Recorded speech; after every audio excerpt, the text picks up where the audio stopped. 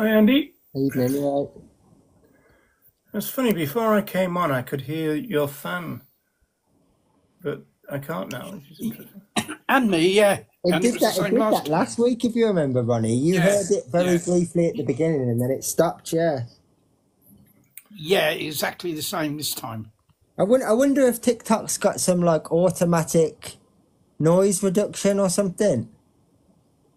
Yeah, but it does mean, doesn't it, that maybe the people tuning in might be able to hear Well, it. it wasn't on the recording. No, I was just about to ask you that. Yeah, no, it wasn't on the recording at all. So yeah, I can only think that TikTok must have some kind of built-in. I'm not sure.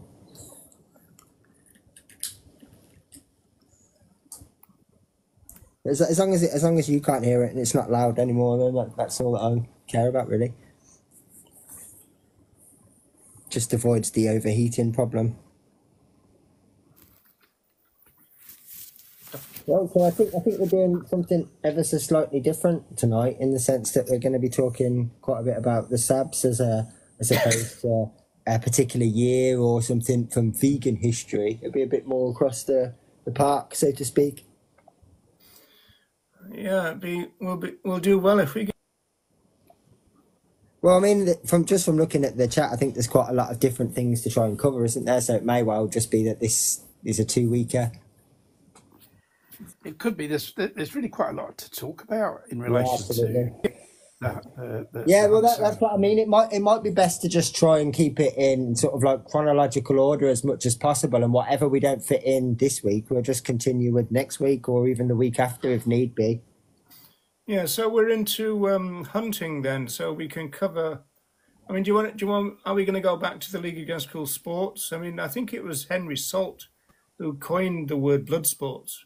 Yeah, So that must have been the 1920s, yeah? it might have even been before that. Hang on. Yeah, and when was the league founded, Ronnie? About 1925, is it?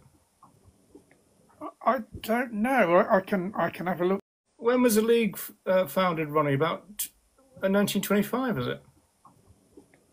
I don't know. I can have a look. If it was as long ago as that, because it was, a kind of long-standing organisation. 1924 League Against was. Ah, yeah, that doesn't Oh no, I surprise was me. 12 months out. Yeah, you did. Yeah, did well there, Roger. Yeah, yes. Because the league had been going for decades before. There was there were some other organisations against hunting as well, wasn't there? Was the Yeah, there was national? national something for banning hunting or something, wasn't it? Yes, there was. Yeah, but I think they kind of faded away. They were a lot less prominent, weren't they? Yeah, I do on it. Than Well, the I remember than the them league. because they were certainly around in 1977 when I started to try and get involved. First off, I always call it my false start, but they were around then because I picked up a music mag. I think it was the NME, and there was a big article about sabbing and about anti-hunting in general, and there was at least three groups talked about then. Yeah, just checking this salt thing. Yeah, I think they must. So not 1914 was the first time he used the word blood sports in an essay, but the first time that it was printed in a book would have been 70 Years Among Savages, which is 21. 21. Mm.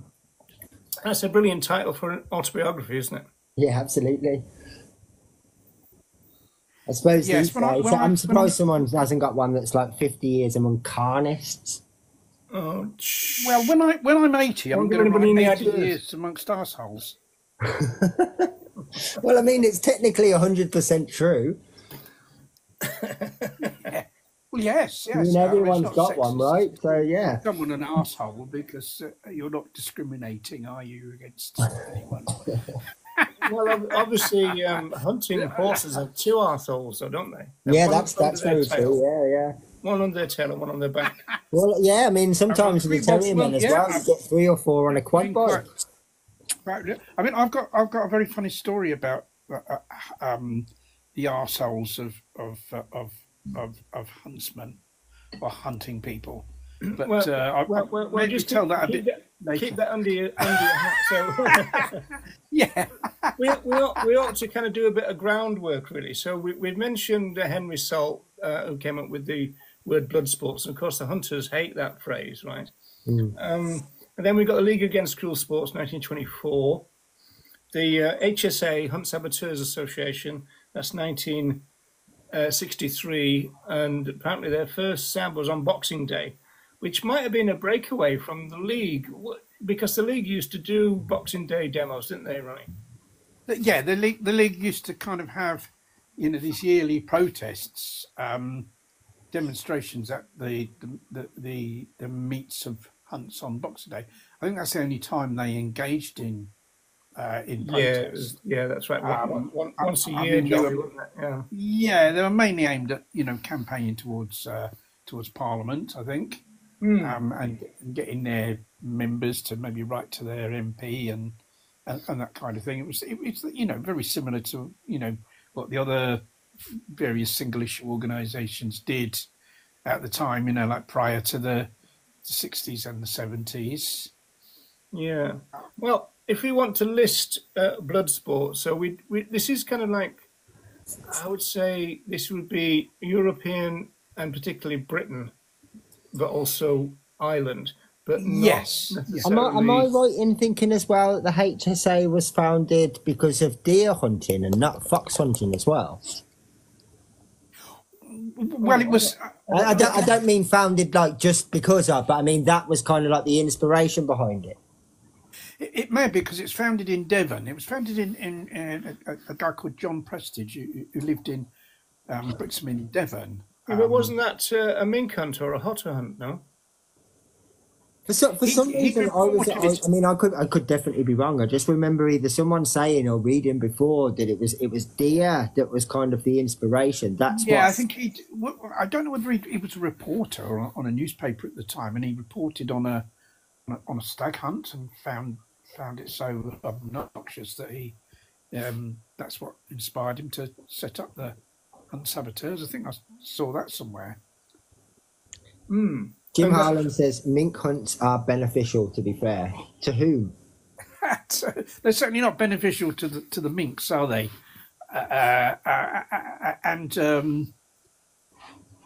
They're beneficial to people that kind of get their kicks from, wanting to kill another animal. Yeah. Yeah, I mean, if we're gonna take the oppressor's opinion into consideration, then I suppose burglary is beneficial. To be fair, if you're the burglar. Well, yeah, absolutely. Where would it end? The amount of disruption. the amount of disruption that such things cause to the natural environment. To have all these people, tramping along the river and going along the banks of the river, and all these dogs going in and out of, with the undergrowth and all that. That's horrendously disruptive. Well, that's why the hunts had birds to come up with they had their own fence menders and all that kind of stuff, didn't they?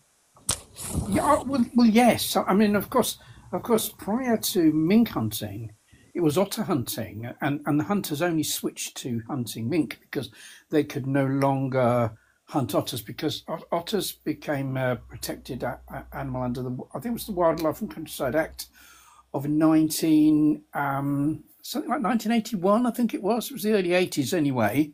Otters became a protected species, so they were no longer. It became illegal to hunt otters, so that's why they switched to mink.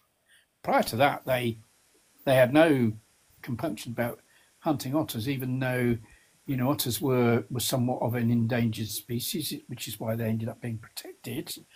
And I actually sabbed otter hunts. I remember sabbing otter hunts because I got involved in the Hunt Saboteurs in 1972, and I think that it was in the spring of 1972. So I think I might have sabbed some fox hunts towards the end of the fox hunting season, and then when it was the summer, of course they do the otter hunting, and they now do. I'm not quite sure whether they still do the mink hunting with the hunt ban. I'm not quite sure what that. They still do it in Great Olm, not too far away from us. Yeah, they must. Yeah, must pretend that they're following a trail like they do with Yes. they do with fox hunting. Yes, Because just very quickly, in fact, going back quite a few years now, this is actually before I was a vegan, but I was just as a vegetarian, which is why I kind of took interest in it. There was actually the one year, there was an argument, a big dispute, if you can believe it, between the mink hunters and the fishermen, because the dogs ruined the day's fishing. Yeah, they would disrupt any fishing going on. They would disrupt it. Yeah, and the argument was who's in the right, the hunters or the fishermen, rather than neither of them. Exactly. They're both there to oppress other animals, aren't they? In their various ways. Well, to follow up on just to interrupt for a minute, Ronnie, to follow up on what Jim is saying. Mink hunts are beneficial. He's basically talking about invasive species. That's what mink are. Well, who are the invasive species? I mean, humans. If you're going to talk about invasive species, the invasive species, by a kind of million miles, are humans in terms of the impact that humans have on the natural. So let's get packs of dogs and let's go and hunt humans and tear them. Well, Mama Lynn said, well, why aren't we hunting? Domestic or domesticated cats then? Because, yeah, I mean, Japanese knotweed is an invasive species if you want to look at it like that. Like, loads and loads of things are potentially not native here, and you could invite that. So are we, right? So are we as human beings. Well, sheep. I mean, sheep. If you look at animals exploited, oppressed, and used for food. Sheep aren't native to this country, which is why they suffer so many problems being kept on pasture, because they come originally from arid. They come from the the kind of Near East type area where they live in arid conditions, which is why they suffer greatly from foot rot and stuff like that from being on pasture. Have you ever heard of mouse hunting, guys? Mouse hunting? No, I mean, obviously. No, what it was, there's a philosopher called Roger Scruton, and he said, I think 2005 when the hunting ban went through, he said that he organised a mouse hunt to get around the ban because of I don't think mesas were covered in the legislation. Yeah, thankfully I think he's dead now, isn't he, Roger Scruton? I don't think he's any longer. Well, I know that Martin rodents are exempt, aren't they, from the Animal Welfare Act when it comes to vivisection and all that? I don't know how where do I think they are, but if we're talking about invasive species, that's the human, isn't it? So kind of let's stop, kind of what the horrendous impact we have on the natural world before blaming other animals for kind of what they do. They're just trying to survive, aren't they? Yeah, and I mean, how long? Obviously, you're never going to become native, but how long do you potentially have to be quote unquote released into the world before you're considered adapted? Well, I mean, animals have spread around the world. This is exactly what I'm saying. I mean, once upon a time, if you look at it like that, we were all invasive species at some point. So how long do you have to be somewhere before you're considered? Well, exactly. I mean, rabbits aren't native to the UK. They were introduced, and all these animals have been introduced in order for them to be persecuted. I mean, rabbits were introduced, to be used by humans as food, quite unnecessarily. Of course, we don't need to eat animals. Yeah, ruddy ducks as well. And chickens. They're just let us know about once again, from the Far East. They're not native to here. Well, human beings are doing their best to kill chickens, aren't they? Well, yes, absolutely, and then breed even more, and then let's lay down a bit more of the groundwork, then, guys. Yes. When we come to blood sports in Europe or Britain, we're talking about fox hunting, which is the riders, and the riders are called the field, and the hunters have got a master, and then a huntsman, and all this kind of stuff. And then you've got, people... I think for the benefit of people from the USA, I mean, when people in the USA, certainly maybe the whole of North America, talk about hunting, they're really talking about what we would call shooting. Shooting, that's right. About going out with a gun and shooting. That's right, yeah. Or a bow, but yeah, pretty much. Or a bow, yeah. Whereas hunting, what they call hunting, we call shooting, and what we call hunting is where dogs are used to pursue another animal, and that can be a fox or a hare or a deer or stag, you know, a male deer, or well, and a mink these days. It used to be otters, for instance. So there's fox hunting, hare hunting, which is on foot, and that's usually a beagle pack. You got cubbing. We could talk about cubbing. We've got grouse shooting, hare coursing, the mink and otter, as you mentioned, fishing. Of course, the HSA were opposed to fishing, which caused You've got pheasants. You've got pheasant shooting as well. You know, that's another one. Grousing.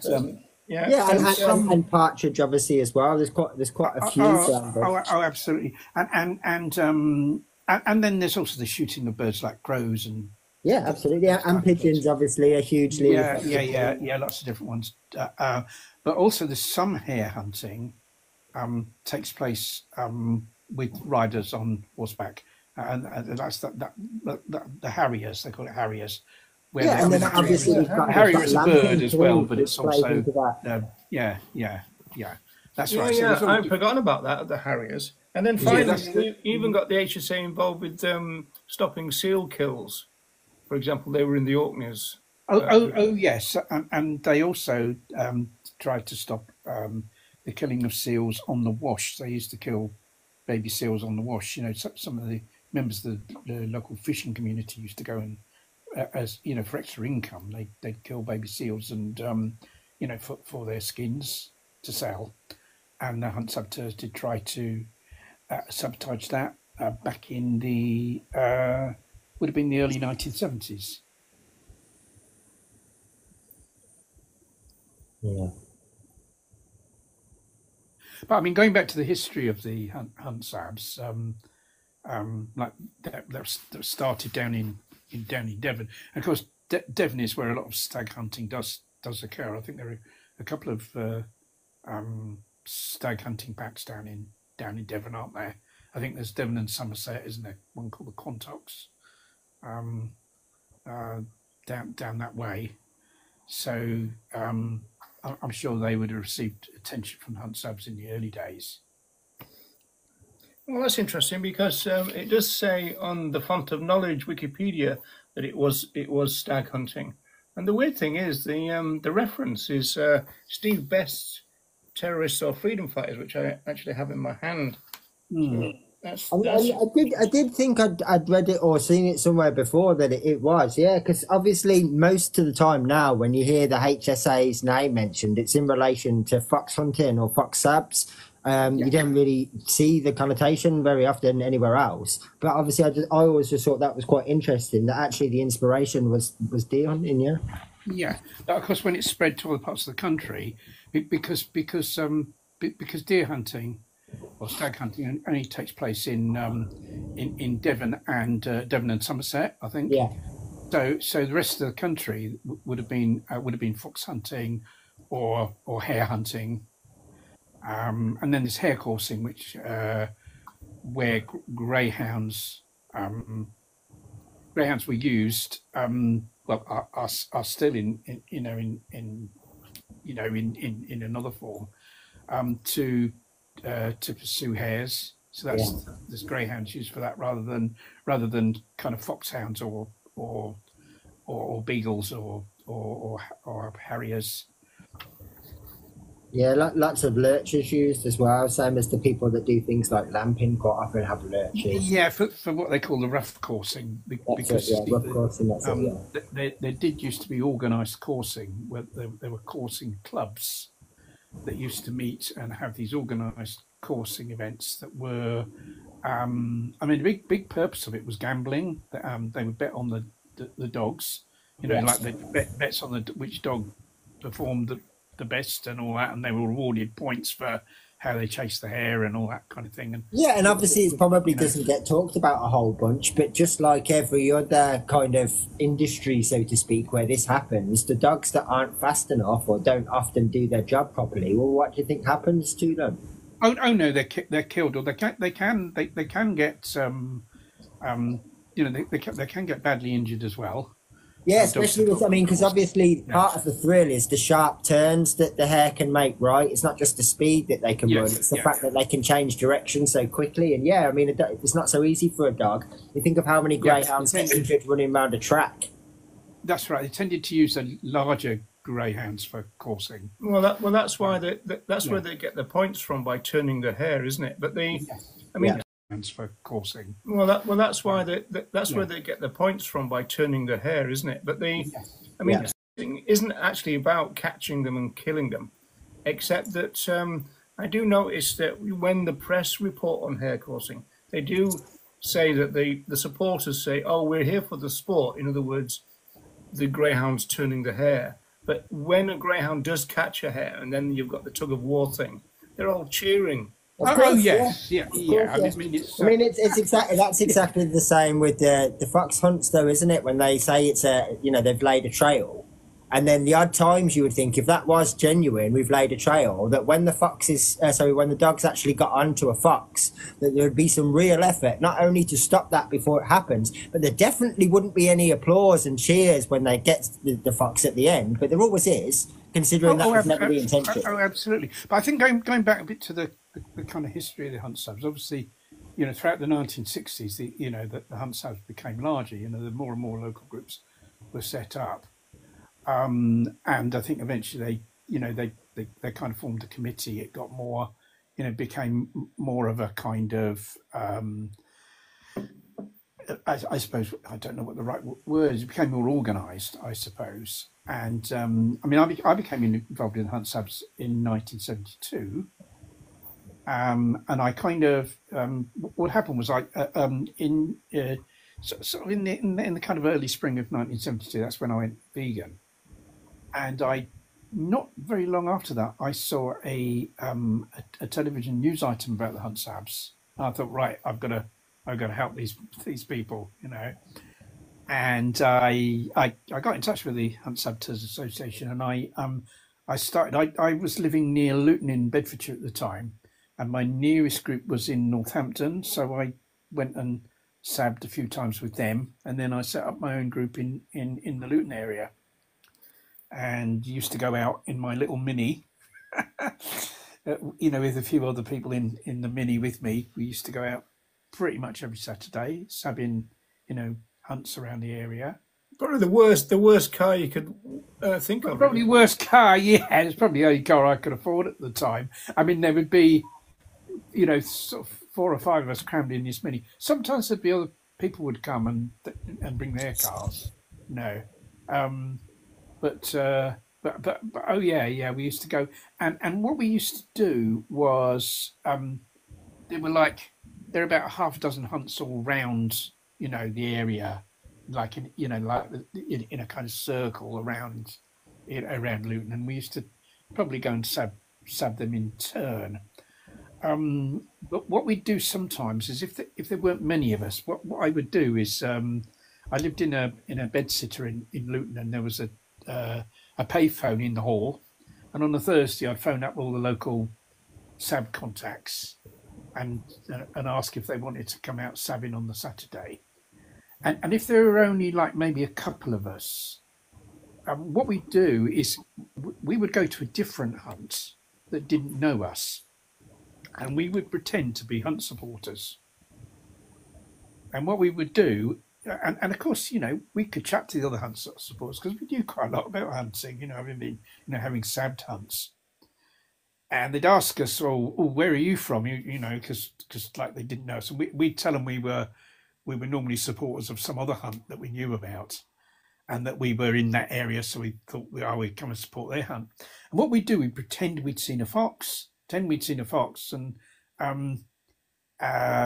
what they do, that the hunt supporters, when they see a fox, they holler to attract the attention of the huntsman, so the huntsman can get the hounds and on the scent of the fox. And we pretend we'd seen a fox and holler, and some of the other hunt supporters would holler as well to make themselves look good with the master of the hunt. And they'd spend ages looking for a non-existent fox. And then we'd, a bit later, we'd do the same thing again, and we'd waste a load of their time, and that's how we used to do it. Yeah, I so was really good at hollering, but we used to yeah. have in one of the Cheshire hunts. There was a regular copper who used to send the hunt the wrong way all the time. Oh yes, I mean that's the thing you can waste because they spend a lot of time piddling about. To be quite honest, they spend a lot of time piddling about trying to find the scent and all that. I think it's called So, casting, Ronnie. yeah, I think probably that's the official name for it. I was never interested in all their official names for things. I just wanted to stop them killing the fox or whatever animal they're after killing. But that's you could waste loads of their time, and of course, you had no risk of like being beaten up or anything because they thought you were their mate. So it was like a really kind of. Well, that brings me on to one of my questions. So obviously, I know that there's still incidents regularly, including a Sab that was run over with a car just last year. But in comparison between then and now, do you think it was a lot more aggressive and violent, or do you think that it's the same now? It just gets more coverage. It's very hard to say. I mean, there was. I think it's case by case, isn't it, Ronnie? Case by case. There was violence, and some hunts when some were notorious, weren't they? I mean, yeah. I mean, I had my. It was funny because from one small car I went to another small car because after my Mini kind of fell to pieces pretty much, and I got my sister had a Hillman Imp which she gave to me. And from sabbing it in a Mini, I went sabbing in another really small car, Hillman Imp. And I remember having the windscreen of that broken by a huntsman. He hit the windscreen with his riding crop, broke the windscreen of the car. There were occasions, when there'd be violence from the hunt or the hunt supporters. I used to go sabbing on a motorbike, and sometimes I had people with me, so we had about 3 bikes, and sometimes I did it on my own, mainly doing false trails and stuff. But the hunters would kind of ride their horses into the bike, which would really kind of injure the horses, Yeah, and that's something that people don't talk about a whole bunch either. But a horse, I mean, you think of all these equine people, especially some of the really interested equine people. They'll always tell you about their bond with their horse and how they'll, especially some of the really interested equine people. They'll always tell you about their bond with their horse and how they'll. Are you using them as a weapon, and imagine how that horse feels being used as a weapon? Yeah, I know. And then, of course, what happens to these horses when they're no longer, of any use for hunting? When they get older and they can no longer. Or if they just have a fall, right, and their injury costs thousands of pounds. I mean, yeah. What happens to them? I mean, I think we know what happens to them, don't we? We know what. Yeah, they end up in pet food, don't they? Yeah, well, they do. And the other thing, and this is something that people forget about in relation to hunting using dogs, because there's obviously a lot of emphasis on the hunted animal. Perhaps quite rightly, but at one time, a few years ago, there was a survey into what happened to the dogs used by the hunt, the hounds as they call them, and the result of that was that came to the conclusion that the hunts killed about 5,000 of their dogs every year. Yeah, and this was either ones that got older and they couldn't keep up with the rest of the pack, or because they're breeding these dogs to use for hunting all the time. But not all of the young dogs are suitable. Not all of them will run with the pack. Some of them might be a bit too kind of perhaps anarchic. They don't obey the orders of the huntsman or whatever. They get killed as well. Yeah, absolutely. I don't know if you can see Persona's comment in the chat. That brings me on to the second question I was going to ask. Especially on TikTok, since Labour won the election, there's been lots and lots of pro-hunt people that have essentially kind of, well, it's emotional blackmail, really. Have put out like their videos saying, well, if they ban hunting, well, I won't have any reason to continue looking after my horse. I won't have any reason to continue paying their stable costs. Like, you pay this. You pay their stable costs because that's your duty. But no, it was as though like, well, if we can't hunt with them, what's the point of having them? Well, the Welsh hunters threatened if the ban went through, they would burn forests down in Wales. Yeah, yeah. I mean, it's Yeah, that's the mentality of the people that are pro hunt. Yeah, that's the mentality. Yeah, yeah, of course. But you see, there's still, those horses probably could still be used. They probably still could be ridden, for other purposes. It's just that you see the hunting gives them free rein to kind of ride these horses across the country. But that horses can be ridden in other circumstances. Not what I agree or approve of horses being used for any purpose by humans. Why are humans sat on the back of another animal? It's disgraceful, really. We should never have ever, humans should never have ever ridden horses, never have got on their back. What are you doing? Just leave them alone. Let them run in, on the prairies or whatever. They're not there for humans to use for our own purposes whatsoever. So that's the fundamental wrong in relation to horses, and all these other things come on top. Well, David Nybert covers that a lot because obviously horses were used as tanks. Yeah, they were because horses. Yeah. I think horses originated in kind of in Europe or perhaps in was it northeastern Europe or Asia really, and I think they went across to because they're associated with the Native Americans, aren't they, horses? But I think they went across. Also the Middle East, of course. Yeah, but I think what happened, I think there was at one time, Asia was joined to kind of Alaska. There was a land bridge, and I think horses went across to North America from Asia, and that's why there was a population of horses in. I don't think they originated in North America. From what I remember, something I read about it. But anyway, no, they should never have been. We shouldn't be exploiting or using any animals for our own purposes. Yeah, absolutely. Going back to your first question, Andy, you're saying, well, is it more violent now than it was then? I mean, like it's supposed to be banned. Yeah, that's kind of like was part and parcel of what I was trying to say. So obviously back then, although using violence or aggression or any of those things should have all fall into different categories of law, you can half understand why people were so resistant to continue because there wasn't any law stopping them. Whereas now it's almost absolutely ridiculous that almost every time I see a hit report from Sabs, one of the Sabs has been injured or one of their windscreens has been smashed or a tyre slashed. And it's like, well, hang on, they shouldn't have been there. The hunt shouldn't have been there. No, but you see, I think the thing is, I think now, I think it may be that with social media we learn more about it. Yes. Than in the past because there wasn't social media. So, but it kind of in some ways it kind of does seem to me that perhaps the hunts are more violent now, and I think it might be because they feel a lot more under threat. They feel under threat. They feel their days are numbered. Well, these are privileged people, aren't they? Kind of, how dare you, kind of thing. You plebs, stop me doing this. Well, yes, and I think. And I think also, I would say the hunt sabs have played a part in forcing some of these hunts out of existence because there are fewer hunts now than there used to be. There are fewer hunts operating now than when I was sabbing. I mean, I was involved in the hunt sabs throughout most of the 1970s, I'd say.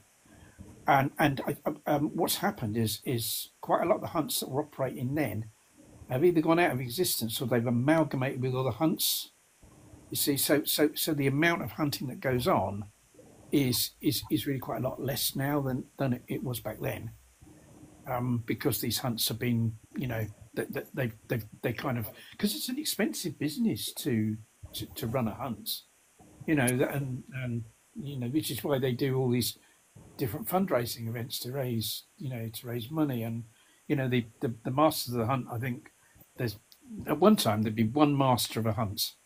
Some big toff who'd be a master of a hunt at one time. Yeah, remember we had all that problem with the magistrates. Yeah. We often would end up in front of the magistrates, and the magistrates were the people who were being on the hunting.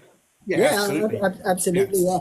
That's part of the problem, though, isn't it? How can you expect justice when the very people who dispense justice are the one committing the crimes? Like, how can you expect that? I mean, absolutely, or from the same kind of class of people. Yeah, or friends with, or associated with, or play golf with, or something. Yeah. Well, yes, I mean, yeah, absolutely. They're all, they're all part of the Do same. you remember the charge that the Sabs used to mainly get, Ronnie?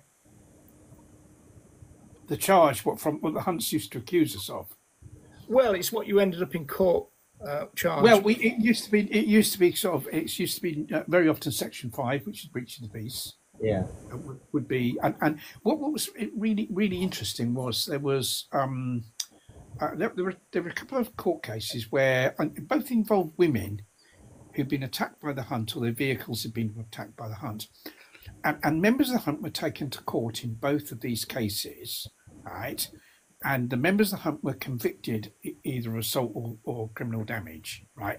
And I think were fined. They didn't get a very. This was in a magistrate's court. They didn't get a very big penalty. But then, in both of those cases, particular cases that I remember, the magistrate wanted to bind over the woman who was the victim of the Hunt attack, to keep the peace. You see, by saying, well, you shouldn't have been there disrupting the Hunt. So although, they've been found guilty, or they've been, Yeah, I think it's a really interesting legal thing, because I remember coppers used to say, when you're on the Sabs, you're in danger or being charged with action likely to cause breach of the peace. Yeah, that's right. Yes. And I said, well, what's the action likely? And they said, well, turning up. I said, exactly. Well, surely it's the Hunts that do that, because hunting is unpopular in the country. All the opinion polls, show that most people are against hunting, and so it's them turning up that's the action. Well, no, not us. But in both of these cases involving these two women, they refused to be bound over. They said, "No, I'm not going to be bound over. I haven't done anything wrong. I was out there trying to save an animal from being killed, and I've been attacked, or my property's been damaged, and now you're trying to bind me over to keep." And they refused, and because they refused, they were put in prison. One was put in prison for a week, and the other one was put in prison for a month for refusing to be bound over. It's almost seen as contempt of court, isn't it? Who are the alleged victims of this breach of peace? No, it's being bound over to keep the peace. What it is, say the magistrate say, I'm going to bind you over in the sum of £50 to keep the peace for 12 months, right? That means that if you appear in court again, you say that you get charged with something and appear in court again. Yeah, it's almost like a threatened fine, isn't it? It's like a kind of suspended sentence thing. It's like then you've got to pay that £50. But you haven't actually broken the law in the first place. You don't have to break the law to be bound over to keep the peace. It's to threaten. It's to put this threat over you to kind of stop you breaching the peace in the future, or what their opinion is of you breaching the peace, so to speak. If you see what I mean, that's it. You don't have to be. You don't have to have committed any offence. And this was the kind of why this was so unjust, and it's why these two women in these two cases refused to be. I mean, they got loads of publicity from it. The fact that they went sent to prison, it was good publicity against hunting, of course, but it was totally unjust that should have happened. Yeah, here's a couple of questions for you, Ronnie. This is from me, because I always thought the quirky thing about the Hunts is when they referred to the hounds as couples. So people go, how many hounds out today, master? And you go, 20 and a half couples. I know, it's crazy, isn't it? Are they married or something, or like going out together? Well, it's because of the training collars. They actually had these training collars where a novice hound would be fitted with a collar, which was actually attached to an experienced hound with another collar. So it was like, two rings attached. And then that means that the experienced one would literally drag the novice one around until they learnt the ropes, as it were. So that's why it's called couples. That would be in the training, I suppose. Yeah. Yeah, cubbing and all that. Yeah. But they've got all this kind of weird terminology that I was I mean, some hunt saboteurs are like fascinated in terminology and know it all. Now, I was never interested in that. I just wanted to go out and stop them doing what they were doing. One thing about terminology, Ronnie, can you explain what blooding is? Well, blooding, yeah, I mean that's a horrific thing. What they would do is, if was a young child out on the hunt, and they'd have kids from like the pony club come out on their ponies, and follow the hunt. Ride across the fields following the hunt. And what would happen is with these young children, if it's like that when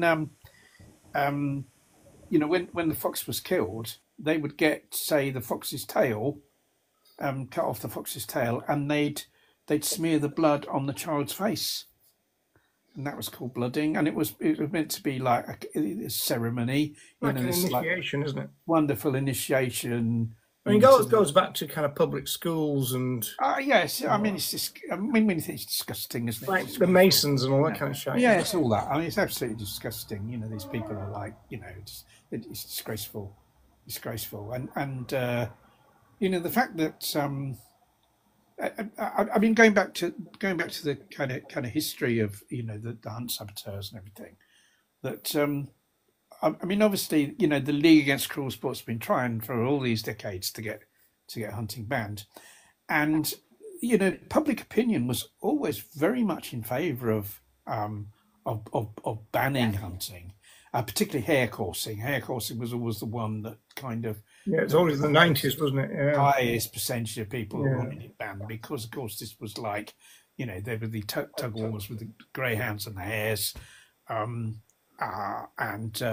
it was horrific. But even with fox hunting, there'd be in the 70s, 70%. It's just, people wanting for decades and decades and decades.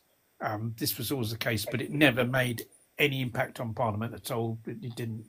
It didn't kind of result in fox hunting becoming illegal. But kind of later on, and probably if we're kind of doing this in a kind of trying to keep a timeline on this. I mean, later on there was a kind of ban on hunting, but we'll probably come to that.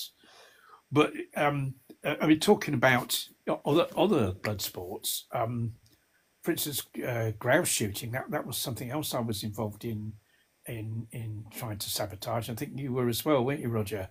Yeah, pretty regularly every year. Yeah, we did it. Yeah, and I mean, I lived in London, and we'd hire a minibus or a big van, and take a load of people up from London to sabotage the grouse shoots, and this would normally be in Derbyshire. Yeah, Peak District. Go on the grouse moors, and I remember a couple of incidents when I was sabbing the grouse shoot. There's one incident where we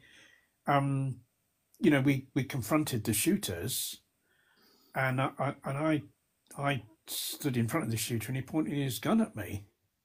And he says, "I bloody well shoot you." And I said to him, "Go on then." I said, "You'll get life imprisonment if you do, And his mate stopped him. His mate, the other ones were going, "Don't be a fool. Put your gun down. Don't be a fool." And Yeah, well, we used to stand on the butts. The butts are stop them. But and they would tap our ankles with their gun, with their rifle. Oh yeah. But you see, the thing is, when I'm thinking of it, I mean, I was very foolhardy because, of course, if he shot me, yeah, he would have got life, but I'd have got death. Which is somewhat worse. You'd have been unalived. But I mean, I think, I was kind of younger in those days. I was more like kind of, headstrong and all that. And another occasion, something that's a lot more light-hearted regarding grouse shooting. They had, we arrived at this grouse shoot. It was like half-time. They have like a kind of half-time break.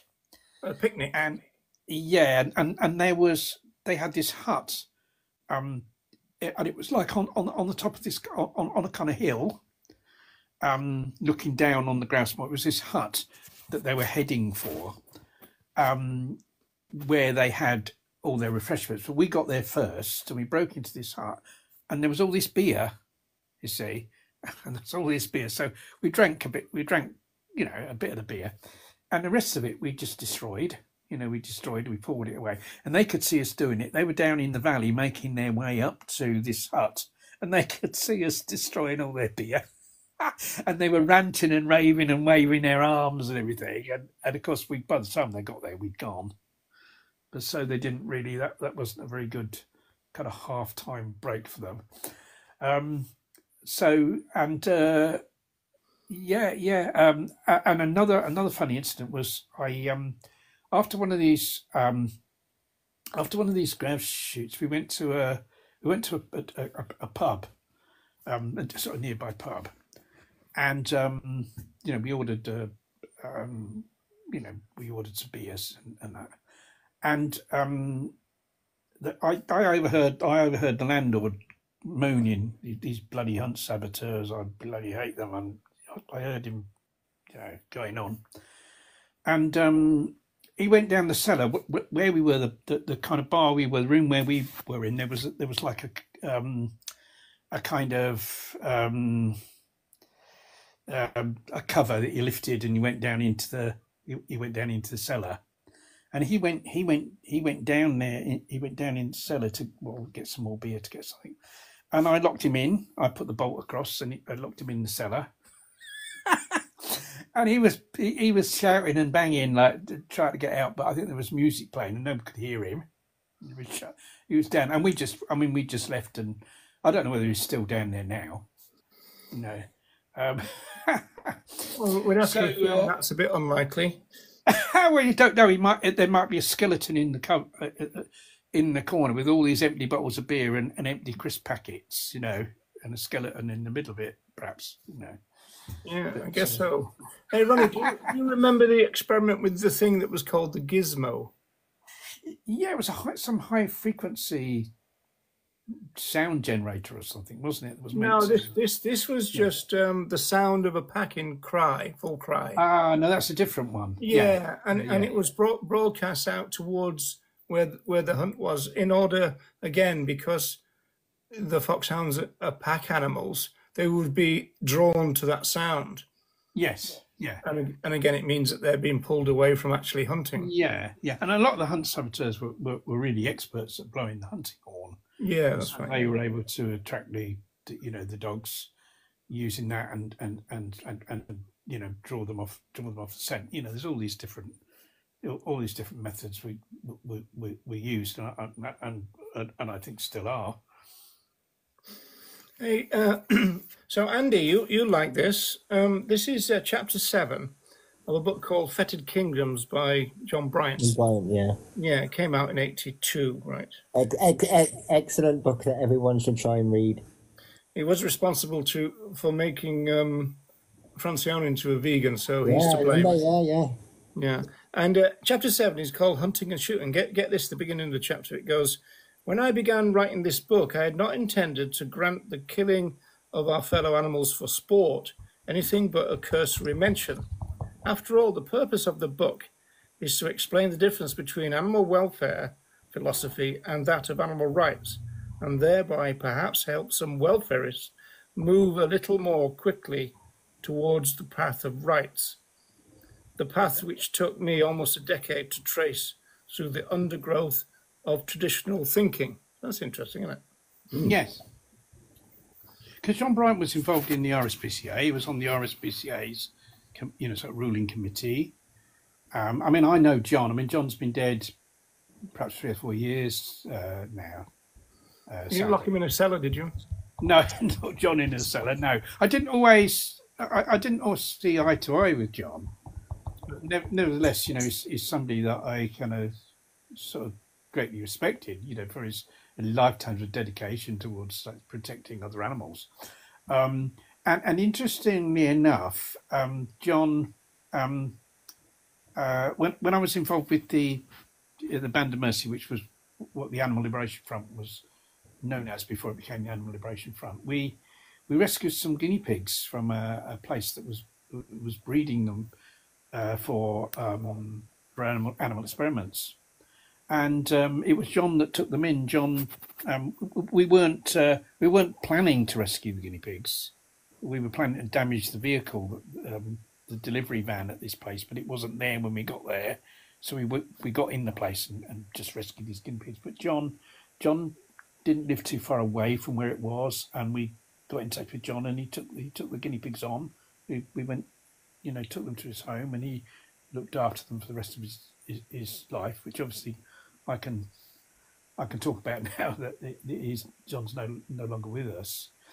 And he was also involved. There was a guy called, well, there is a guy, because he's still with us, Mike Huskisson, who was very much involved in hunt saboteurs. He did a lot of undercover work, a lot of undercover investigations into hunting. And Mike was involved in the rescue of a beagle from the ICI laboratories up in Cheshire, up in the northwest, where they were forcing these dogs to inhale tobacco smoke. It was known as smoking beagles. Test the effect on their lungs of cigarette smoke, which surely we knew about anyway without doing that. But there we go. And it was John, Mike was charged with theft of the beagle, and John was charged with receiving stolen property. In other words, because he helped look after the dog that was rescued. But I think the charges were dropped. So John wasn't averse to becoming involved in kind of the more, but it also highlights a fundamental problem, which is that our fellow animals are regarded as items of property. Well, absolutely, because those charges are charges that relate to property, or receiving stolen property. It's like a slave, isn't it? And it's exactly the same. Slaves are regarded as property. Yeah, they're regarded as chattel. Yeah, that's exactly, yes. And this is a fundamental, wrong. This is, that other animals are not the property of humans. They are persons actually in their own right. Yeah, just very quickly, Ronnie. So according to you, Jim, if you're going to be consistent, and I know you're in the UK, it was perfectly legal up until 1994 in the UK to grape your spouse as long as you were married to them. So using your logic and to remain consistent, you think that was absolutely fine up until the day it was made illegal. If that's true, I don't want you in my chat anymore. Well, we're talking about that. I mean, there was one time when bear baiting, bull baiting, dog fighting, and all these things were perfectly lawful in this country. Does that mean that when they were lawful, that they were also morally okay? Well, to remain consistent, yes. And was slavery morally okay? Because that was perfectly lawful. If somebody a lot of people think that way, especially North Americans, I found. Yeah, legal means moral. Yeah, it's just not the law is kind of behind morality. Of course, yeah. So it's always going to be morality first and legality afterwards. Well, that's how it's always worked. If we went back to the dawn, like people would like to go back to caveman days for their justification. Well, there was no law then. Absolutely. I mean, what's important is is the moral. Moral values and living according to moral values. That's the most important thing. We want the law to be the same as that, but it's not in so many cases. And it's really important to stick with what's morally right at all times, rather than just with the law. Yeah, absolutely. If everyone worked on that premise, I mean, we'd only have a couple of laws, right? Because no one would have worked to change anything because it wasn't law. Well, we know. I mean, absolutely. But the other thing, I'm just trying to think of. I mean, what? Because you had some experiences of sabbing the grouse shooting as well, didn't you, Roger? Yeah, they're very similar to your thing. I mean, the one thing I always remember is the fact that I fell down this crack, and right up to my neck, and I was really lucky because it could have been 30 meters deep or something. This not like a fish. Is that just in like the middle of a field?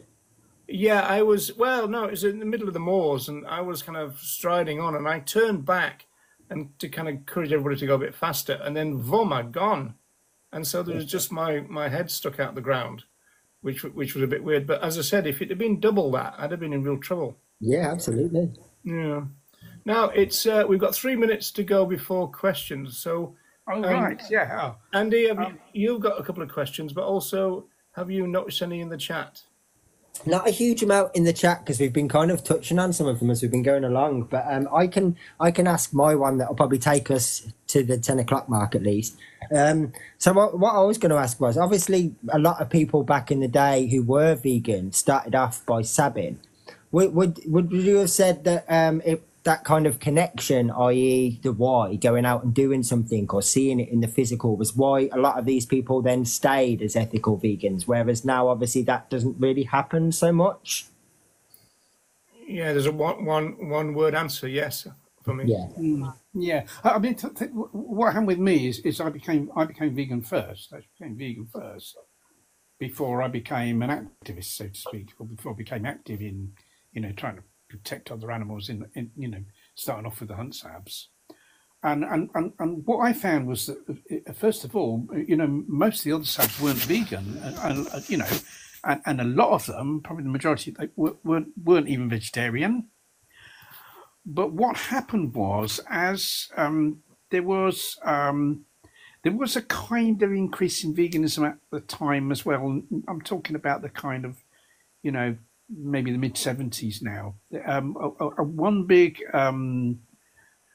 boost to veganism was the Vegan Society had a program on television. There was this series on, was it BBC Two, Roger, called Open Door, where various campaign groups could make their own sort of videos about what they were doing with the help of a TV crew. Yeah. And the Hunt Saboteurs made one, and that attracted a lot of people to Hunt Sabs. Yeah, sadly, I've never been able to track the No, Hunt it's Sabs not. one I down. don't know where that is. The Vegan Society one's available. Yeah, I got the Vegan Society one, and I've enhanced that. I've tried numerous times in all the places where I don't know look for this stuff, but the Hunt Sabs one doesn't seem to exist. And that's a shame. But they both. Have you written to the BBC, Andy? Yes, I did. If you remember, I wrote to them before when I was asking. I asked them for about 6 different things. One of them, which was the '89 debate, and I got the same answer to all of them. Everything that they used to have on hard copy has either been digitalized or released, or you have to contact the original director, producer. They no longer hold these copies anymore. Oh yeah, that's right. I think I remember you telling me because they were actually really informative. They basically said if you know who produced it or whatever, there's a good chance they'll have had a hard copy because they were always given one. But the BBC no longer retain any of that stuff. If they considered it worthwhile, they digitalised it, and basically everything that I asked for, they didn't have a digital copy of. The early days of TV was absolutely bizarre. I mean, famously, there's lots of really famous kind of Top of the Pops or music kind of videos featuring the Beatles and the Stones and everybody else from the 70s. And they just wiped over them. They just kind of like wiped over them because they never had this idea that you could show the same program more than once. Yeah, and obviously, I suppose once upon a time as well, there was the question of space. No one probably foretold that you'd be able to, once upon a time, be able to keep hundreds of films on a tiny little piece of plastic. Yeah, you would have to have buildings for that, yeah. Yeah, absolutely, yeah. Especially the original size cassettes and everything else, it would have been enormous too. Yeah, you'd have had to have proper storage for everything. Yeah, you'd had. I mean, there were some things that have kind of been retrieved where they were recorded by other people. Yeah, that's the only hope for this Hunt Sabs thing. There's possibly someone out there that recorded it when it was on the telly and it sat on a VHS in a loft. Yeah. That is kind of quite likely. I mean, whether the Hunt Sabs themselves would know of a copy of that, because I mean, there are some people still around in the Hunt Sabs that were around in those days. So a lot of the places that got some of the older content, like some of the old panorama documentaries and stuff from the 80s that feature that sort of stuff. There's a couple of channels on YouTube that document all that kind of thing, and none of them have got it. And I would have thought if it was available, they'd have put it on YouTube. Yeah, but what I was saying was there was this kind of increase in veganism and an increase in people joining the Hunt Sabs, and so you did have a few vegans getting involved in the Hunt Sabs, and what kind of happened was that the non-vegans that got involved in the Hunt Sabs kind of rubbed shoulders with the vegans, and then many of those people in turn became vegan. And I know that I was involved in a Hunt Sabs group in North London, about the kind of mid to late 70s, really.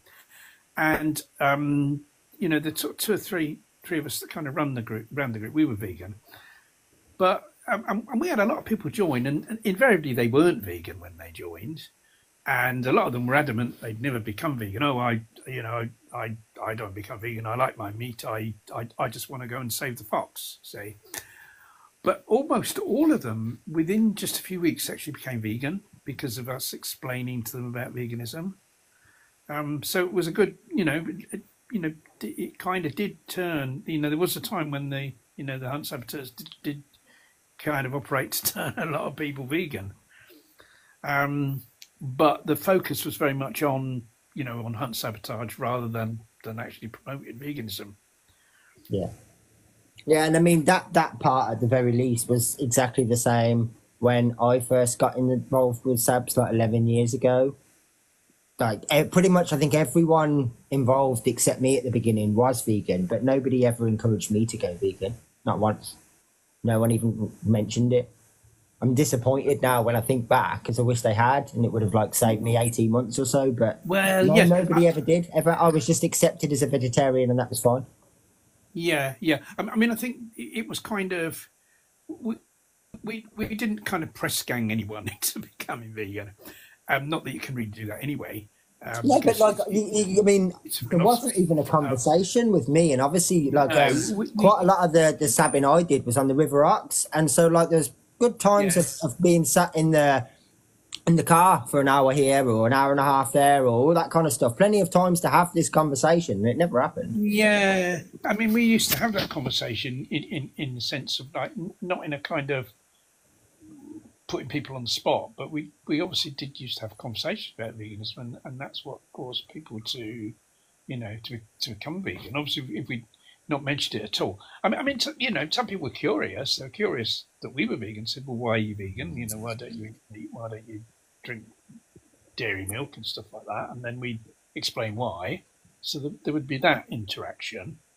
But it was a great recruiting ground for veganism in a way. And I can't remember anyone in our group really who didn't become vegan, or at least vegetarian. I mean, most became vegan who became involved. Ronnie, do you know this story about the gyrocopter or the microlight that the League Against Cruel Sports had? I don't really know. I'm not really, how when we talk about how they used to monitor it, because the background of that, well, for me anyway, personal background, is the fact that I used to drive people to distraction when I was in Liverpool, because Andy, you mentioned about a lot of hunts being close together and everything. Well, I figured that if we could get a microlight and somebody trained to fly the damn thing, then that would put us in kind of range of all the kind of Harrier packs, some of the Beagle packs, some of the Hunt packs, but also the Waterloo Cup, which is Altcar, which is North Liverpool, near Formby. And also we were thinking of, because we were doing the Eggleston campaign, which is the fur thing, we were thinking, and Man United, he was a director of Man United, this fur guy. And Man United were on the TV live a lot, because they were in the European Cup all the time. That's when they were a real big team. And we wanted to kind of fly over just when they were kicking off and drop like a bucket of leaflets onto the pitch and stuff. And so I had this idea that a microlight would be an absolutely brilliant tool, because we could kind of hit loads and loads of different targets with it. Of course, we never had the money for it. It was very expensive in those days, and you had to have a pilot's license and all this kind of stuff.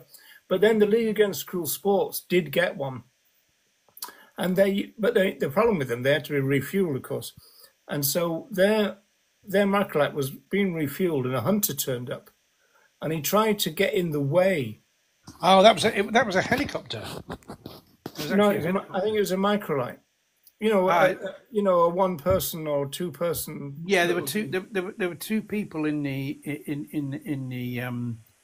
But they've kind of got wheels. Like a helicopter takes off straight up.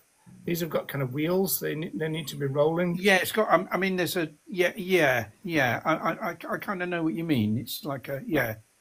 It's like the same thing that James Bond had in You Only Live Twice, isn't it? Yeah, that's the one. That's the one. It's although that was and I mean, I suppose the same concept now using technology is kind of drones. But the drone, yeah, drone will be used, and that's the incident where the hunter tried to stop them, and he kind of had his head chopped off, wasn't it? Is that the one? Yeah, he actually got in the way, and they were trying to avoid him whilst taking off. It's a bit Tiananmen Square thing. He kept getting in their way, and yeah. He was. I think he was actually trying to attack. He wanted to attack the guy that was piloting the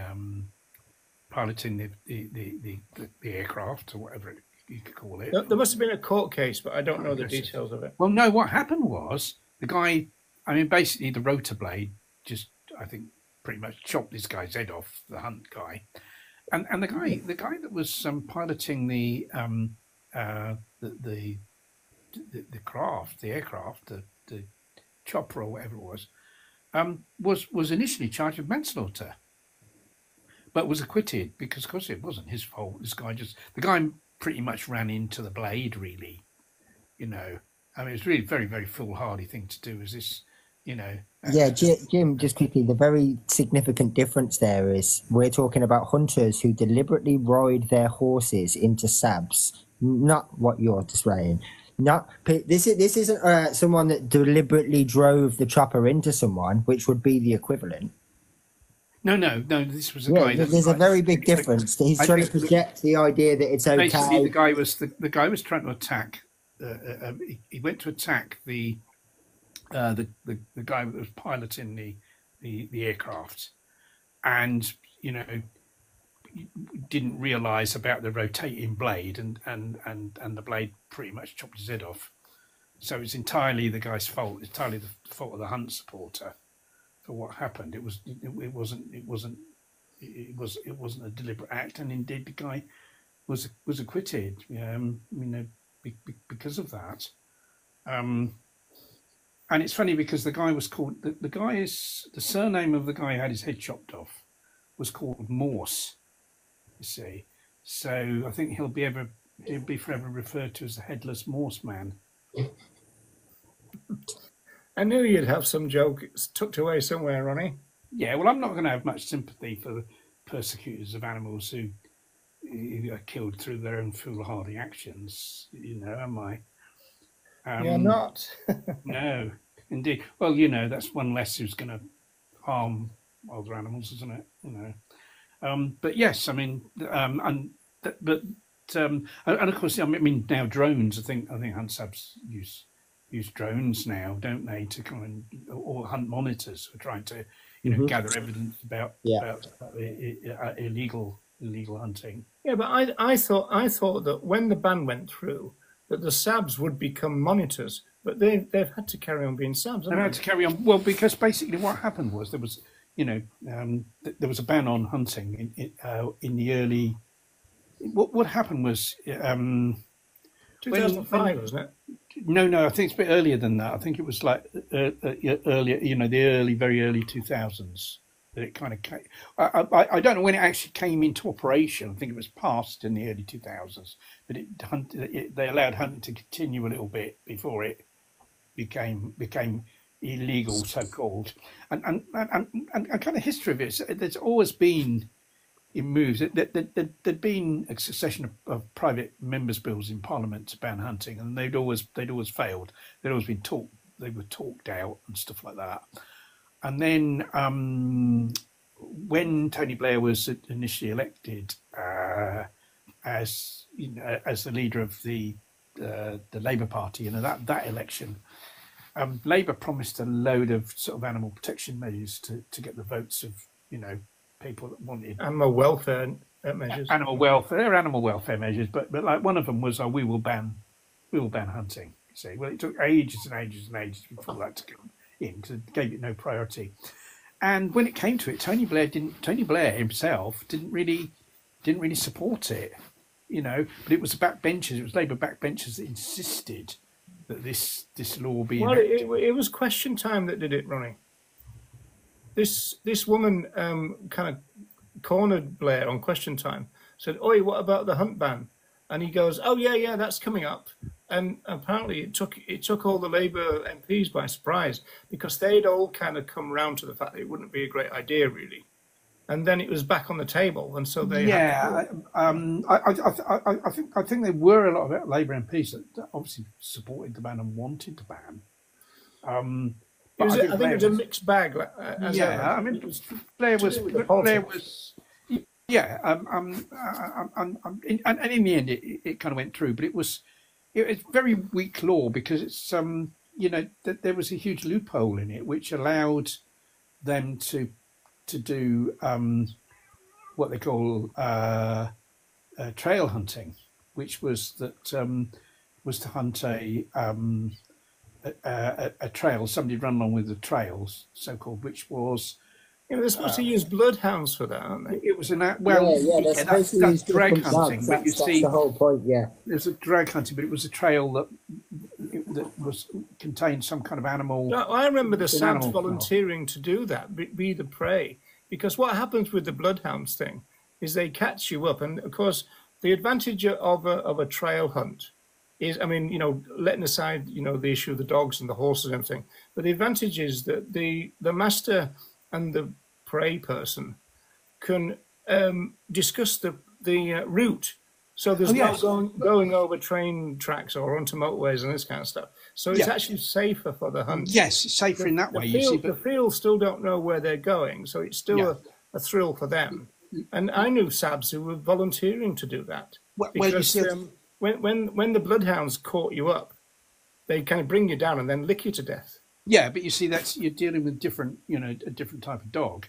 With the trail hunting, the trails used by the fox hunts, it's still foxhounds. Yeah, still foxhounds, absolutely. Still foxhounds. Well, that was a terrible loophole, then, wasn't it? Yeah, it was a terrible loophole. And the two problems with that, first of all, the hunts would kind of and still make out that they're hunting a trail, but really, if they get onto the scent of a fox, then they'll pursue the fox. Yeah, they just call it rioting, though, don't they? But, well, I think it can be if they're not monitored and there's no police around, which there's rarely going to be.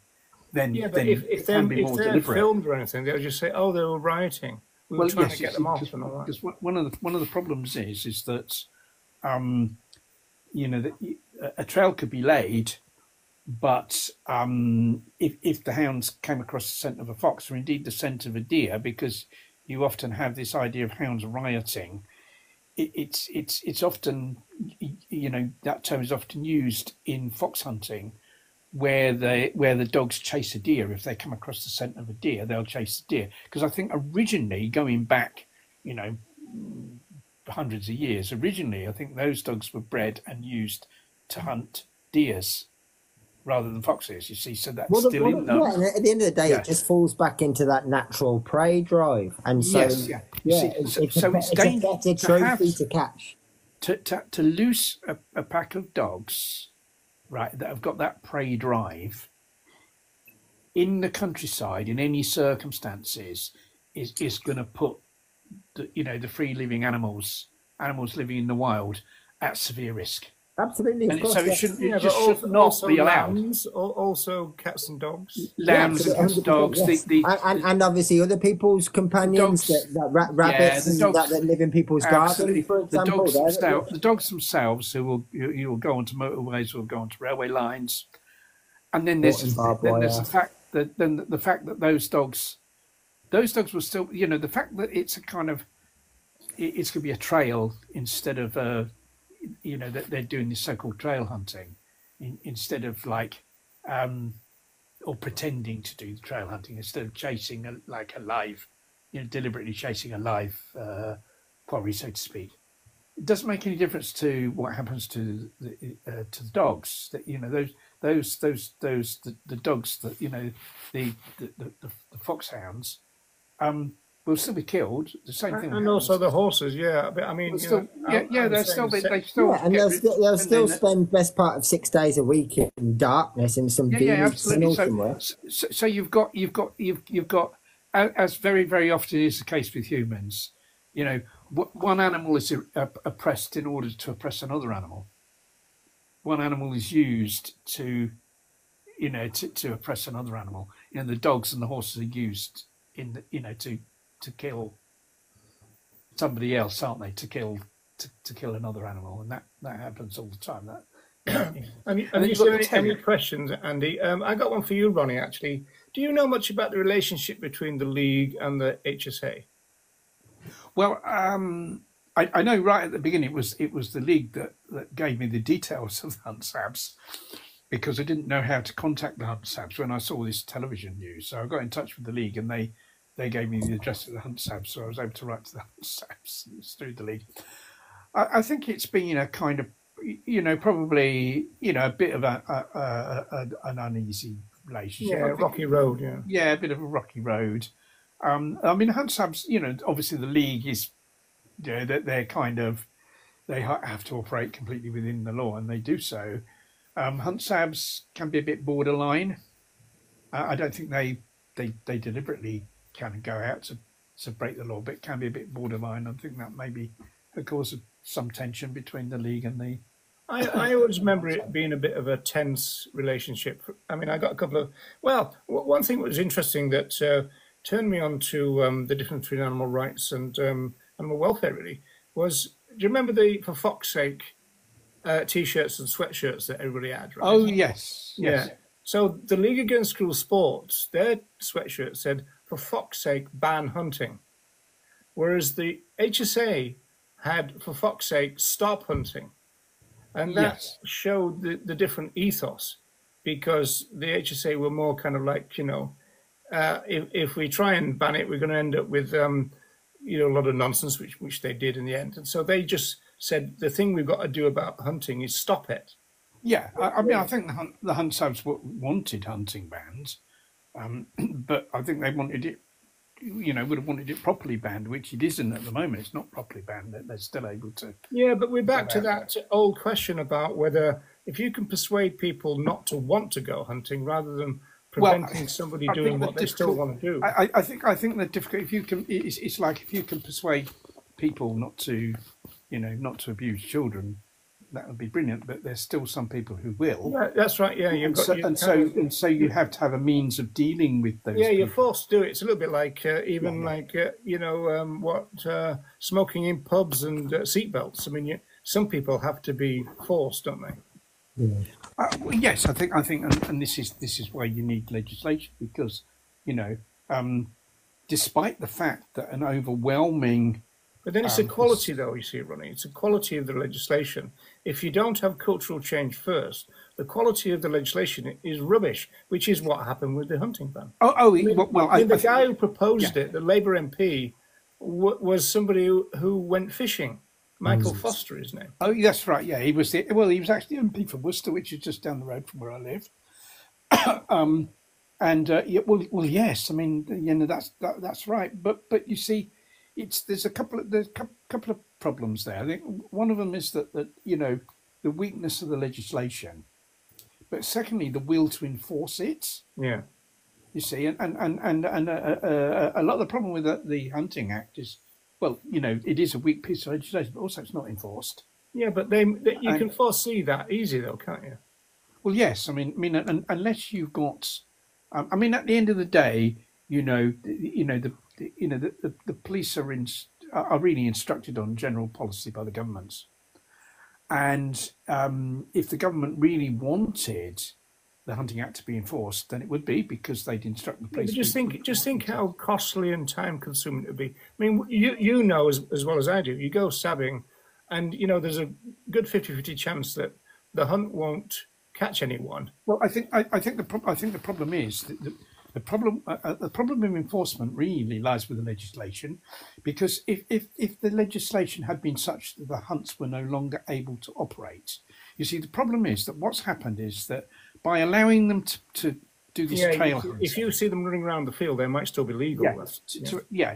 By allowing the trail hunting, it's meant that the infrastructure of hunting was able to remain intact.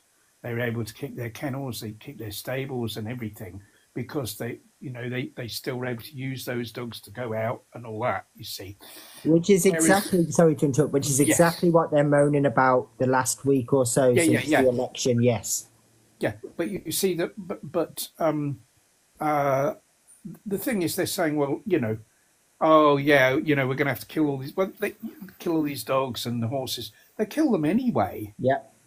Those animals are killed anyway when they're of no longer of use to the hunting people. Or even if they don't fulfil their job as well as possible, right? When do you see, how many foxhounds do you see, being walked in the park? Well, they claim themselves that they don't make quote unquote pets, don't they? Well, I've known one or two people that have had.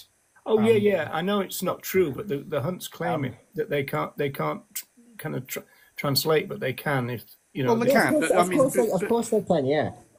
Well, at the end of the day, they're the same as any quote unquote working dog. You see, who's to blame? You see, if the environment. You see, it's their moral responsibility to care for those animals, for the rest of the lives of those animals. That is their responsibility to do that. Yeah, but that's not speciesist mindset. It's kind of as soon as they're animal. Yes, exactly. But nevertheless, whether they're going to do it or not, it's still them. It's still like them.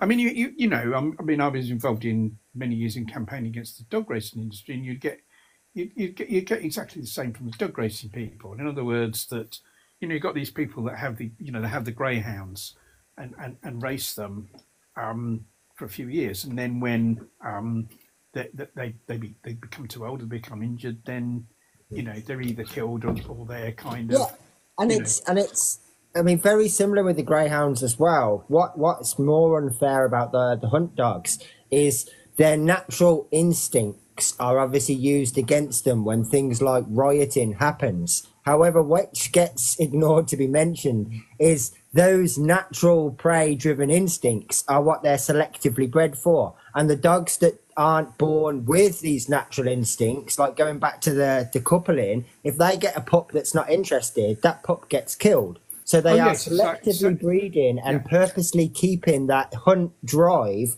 as fresh and as strong as they can. And then when things happen, they're going, oh, well, it's because they've got a prey drive. Oh yeah, absolutely. But you see, Andy, go back to the thing about them talking about they're going to start, putting their horses down and this kind of stuff. Now, why is that? Is that because Labour? Because they're worried that there's going to be an actual ban, like a proper ban, which exactly as Ronnie just mentioned, will actually threaten the infrastructure. Well, I can't see. No, I don't think it will happen either. But I just thought it was really telling, considering how many videos there were. I mean, I made a video about it just because of how many I saw in that one morning. At how many people purely have horses or dogs literally for hunting and no other purpose whatsoever. Yeah, but don't forget, they might just be saying that in order to... It's true, but at the end of the day, if you're willing to make a video that makes that claim, like, I'm going to take that at face value at the very least. Well, it's already happened in Scotland where I think trail hunting's been banned in Scotland. I don't know how many hunts. Oh, that's right. Yeah. That's effective. That's. I think that's where a lot of this was kind of like coming from. That if trail hunting is banned, then hang on a minute, we've got a stables with 20 horses or whatever that we're no longer going to want to pay for. What are we going to do with them? It's back to the functional view of. 100%. Yeah. But you see, what will happen is so it may be that those horses will end up being killed. Before they otherwise would have been, but you see, for as long as hunting continues, you're going to get a whole succession of horses that will be killed when they're no longer fit for the purpose. If you see what I mean, it's rather like with dog racing. It's like we in our campaign we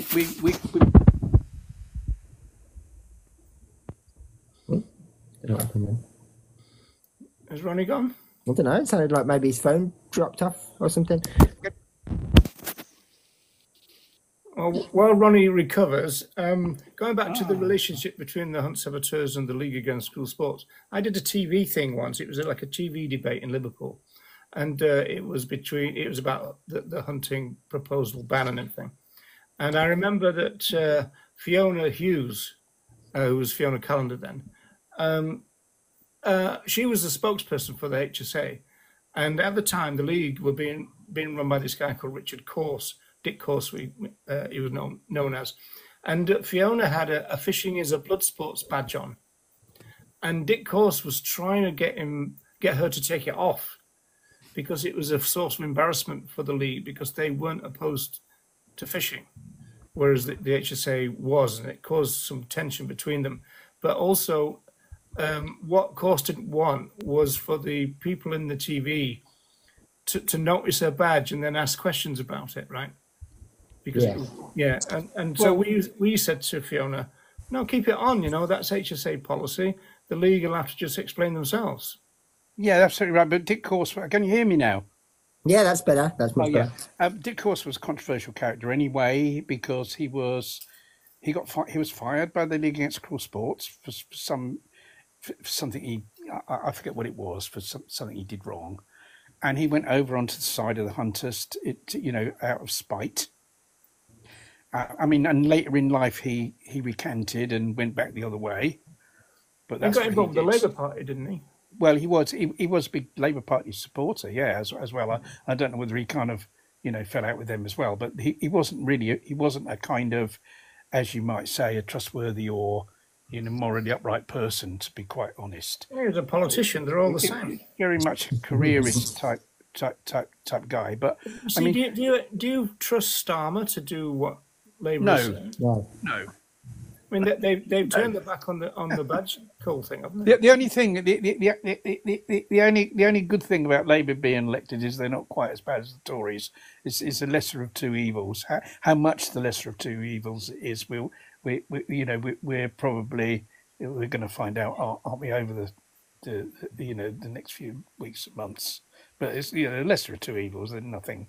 They're not. The best thing about the election for me was that 4 Green Party people got elected. Two of them at least are vegans, of those the Green Party candidates were elected. So that's, for me, that was the most positive thing about the general election, and hopefully it will lead to more Green Party people. Yeah, I think a lot of people made a mistake during the election because a lot of pundits were saying, feel free to vote for the person you actually want to, because the Tories are toast and Labour are bound to get in.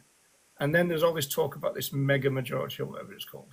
And so they were saying, if it would make it more like proportional representation if you actually voted for who you wanted, rather than fearing that you've got to vote for Labour to keep the Tories out, because they were saying the Tories are toast.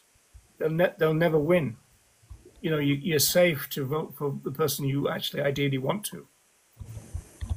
Yeah, I mean the problem is in our constituency, the Tory won by just a few hundred votes, and he's like a pro shooter, whereas the Labour woman who comes second is very into, very into protecting animals, very into protecting the environments. Probably one of the better Labour politicians, and she was only defeated by a few hundred votes. So if we'd had some kind of progressive alliance locally, where only one candidate had stood against the Tory, or one left of the Tory candidate, shall we? Because that's what happened in France, isn't it? That's what happened in France, and they succeeded in keeping the right out, didn't they? Yeah, because they said, look, you're in a better place than me. We'll pull out. Yeah, and I think that's what they should have done, but it was very difficult. I mean, that's what I kind of, that's kind of what I sort of. I'm a Green Party member, but I kind of urged that, for the Green Party locally not to stand a candidate, because they would take vote, because they had no chance. They were just taking votes off Labour, and in fact that's what happened, and it allowed the Tory to get in. So we got this pro shooting guy for another 5 years. Yeah, well, now. I mean that's just political naivety, that though, isn't it? Yeah. Well, I think there's a lot of political naivety. I think it's like people being bloody minded. It's like, oh yeah, we're determined to stand. But you see, the Labour Party are the same. That they'll stand candidates everywhere, even where and for often like Corbyn and this kind of stuff. Yeah, exactly. Yeah. Well, I'm really pleased Jeremy Corbyn was elected. And of course, he was elected by quite a large majority, and that was another bit of good news. There was some. I mean, Labour lost seats to more progressive candidates in a few constituencies, and I think that was good. I would have loved it for that guy who used to work with Nelson Mandela to have beaten Starmer. That'd have been brilliant. Oh yes, as if it was someone, as long as it's someone left of Starmer, then excellent. Everybody's left of Starmer. I think probably. Be careful, you'll get called a communist. You get a communist. You get called all sorts. I'm not sure. I'm not sure how many. I'm not sure how many in the Labour Party are left of Starmer. I think some are. But the problem is they purged. They purged the sort of left of the party with all these lies about anti-Semitism and all that. They used as an excuse to purge left-wing members of the party.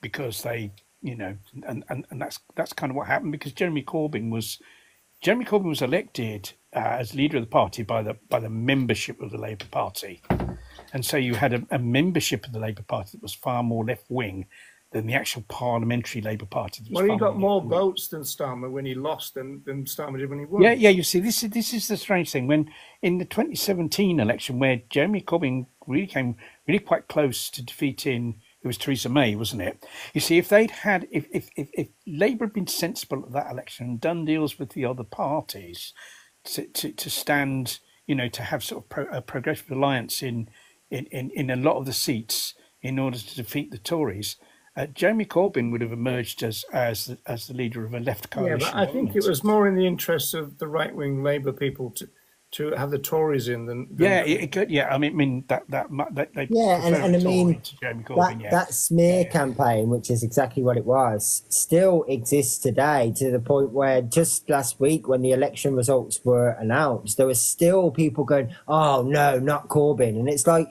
you've just had like the worst 8 years imaginable, and that's still the thing that's fresh in your mind. But people really like Corbyn's policies when those policies were put before ordinary people and their opinions asked, and it wasn't mentioned where the policies had come from. His policies were highly popular. Wasn't it? Completely. His policies, right? It's just that he himself had been demonised by the right wing of the Labour Party. I'd like to see Starmer turn up at Glastonbury, see what happens. Well, yeah, but you see, I mean, going back to this point about the dogs, you see, I think before my sound went, I was saying about these dog tracks closing. Of course, when a dog track, they were saying, oh, if this dog track closes, it means I'm going to have to kill my dogs because I can't race them at the track, right? This was the same sort of blackmail used by the greyhound racing people. Yeah. But the thing is, while that track remains open, it creates a demand for more dogs, for hundreds of dogs to be killed every year, upon year upon year upon year. So you could say, all right, so it might be that the track closes because these guys don't accept their moral responsibility of looking after those. It's just like a farmer saying, if there's a big increase in vegans, I'll have to kill my so-called livestock. But when you weigh the two things up, that is by far that either the track stays open or the track closes, right? If the track closes, you may have some dogs killed before they normally otherwise would have been killed, Yeah. But if the track stays open, you'll get dogs killed year in, forever. So out of those two, which is by far the lesser of two evils, it's for the track to close, isn't it? It just goes to show that these animal lovers are a piece of shit, and they don't believe even what they say themselves. No, absolutely not. You look at like a charity like the Retired Greyhound Trust, and they only take in the ones that they can take in, huge amounts of greyhounds, and never get an opportunity to retire because they're already dead. The Retired Greyhound Trust was set up by the dog racing industry. Yep. And it was set up at a time when greyhounds were not popular as animal companions, because there was this myth surrounding greyhounds that, first of all, that they were vicious because, when they race, they wear muzzles, and, people associate that, oh, they're vicious, they wear muzzles. That was to stop them in the frenzy of the race from kind of going for each other. But they're not dogs that attack humans at all.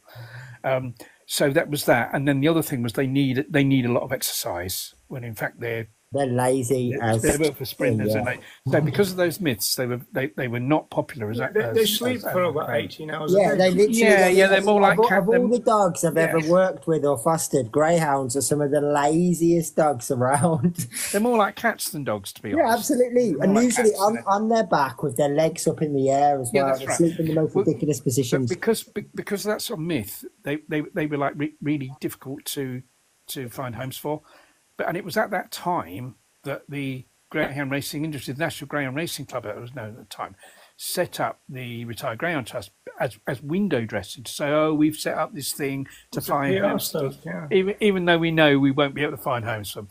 But then over time, the public understanding of greyhounds improved, and so the Retired Greyhound Trust was able to home a lot more greyhounds.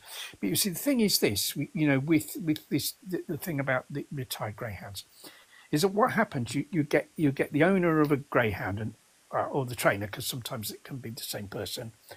That dog's come the dog has come to the end of their racing career, so to speak. Right now, the obligation of that person is to take care of that dog for the rest of the dog's life. That's the obligation of that person. But no, they don't fulfill their obligation. What they'll do is, in worst case, that they'll kill that dog or get that dog killed.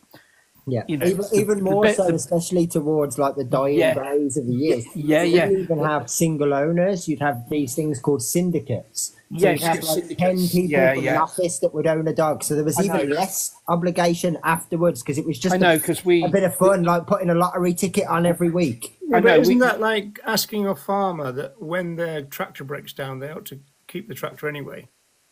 Well, yes, exactly, because they're viewed as property. And you see, but what actually happens is they'll say, well, I'm a good greyhound owner. When my dog came to the end of the racing career, I put the dog into rescue. Well, all they've done is caused another dog to be killed.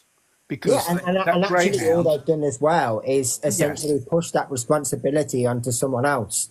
Because normally if they've given the dog to a rescue, why they've done that is because they no longer have to pay the kennel bill. Well, exactly. And that dog has taken up a space in rescue. And there's no guarantee that dog will get a home just because you placed them in rescue. But the thing is, that's taken up a kennel space. We have this massive surplus of kind of unwanted dogs. So that's taken up a kennel space that could have gone to another dog. So the greyhound's been spared, but another dog's going to be killed instead. And this is what they don't realise, you see. So the whole thing is this is what happens, with animal use, isn't it? And if that was the equivalent of a person, it would be a bit like you worked someone from their, I don't know, childhood all the way until they were elderly, and then you dumped them off outside, like, I don't know, Dr. Bernardo's or somewhere, and be like, well, don't worry, I gave them to the charity. I basically can't the responsibility off to someone else once I got everything out of them. Yeah, and they kind of think they're good. Yeah, they want a pat on the back for that. I mean, thankfully, the dog racing industry here in the UK is gradually fading away. The tracks are closing, and so fewer dogs are bred. Because the main problem with the killing of dogs isn't the ones that have finished racing. It's a bit like it's similar to the kind of the dogs bred for hunting. That there's loads of dogs are bred, and they're mostly bred in Ireland, that are unsuitable for racing, and they're killed. A lot of them are killed before they even race. When they the situation in Ireland is still very brutal. I mean, Bernie Wright from afar has had lots of things over the years, all these problems, and they just start chopping their ears off to get rid of the tattoos, and then they put a breeze block around the neck, and you'll find them in the rivers, because the tattoos will identify. Yeah, because the tattoos will identify them. That's right. Yeah, who they were being, who the trainer was or whatever.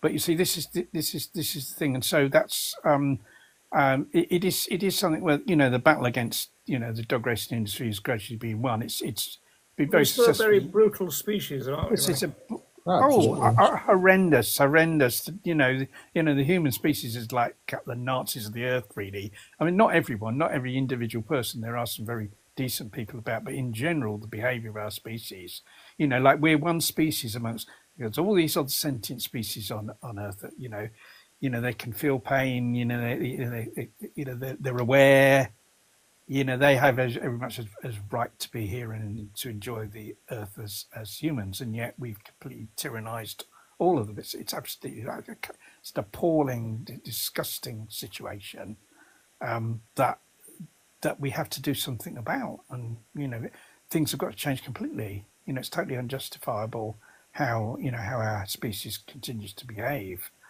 and of course the answer to that is veganism, isn't it? Because veganism isn't just about like consuming a particular diet; it's about being opposed to all exploitation and all oppression, isn't it? At the end of the day. Yeah. Right, on that note, I'm going to have to go to work. We've gone about 30 minutes over, but it's been good fun. It's been good fun. I've enjoyed it. And we'll potentially just pick up where we left off, because there's still quite a lot of Sab talk and that sort of stuff. And then obviously we can factor in some of the other vegan things that. Yes, absolutely. That'd be brilliant. Okay, brilliant. Well, thank you so much for joining us. Good show. I'll catch you later. Okay, take care, both of you. Take care. Bye. Cheers. Thank you, everyone.